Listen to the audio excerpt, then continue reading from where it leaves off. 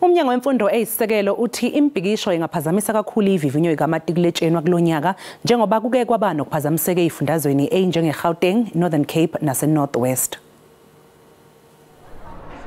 Njengoba sekubhalwe amaphepha ezivivinyo angama-71 phakathi kwangama-220. Umnyango uthi imibhikisho ibeka engcupheni ubuqotho bezivivinyo zakulonyaka. Service delivery protests seem to appear to be the biggest threat already. On Monday, when the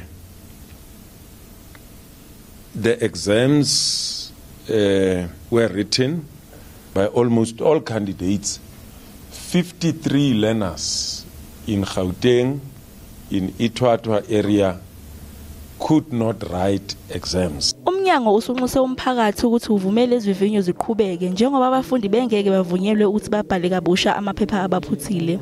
Ucishwa kukagesi kuke kwaphazamisa, kodwa abafundi bagcine bekwazile ukubhala. In the case of IT, which is information technology, we had 2 centers that were affected by load shedding, but here again, all learners were able to write the exam.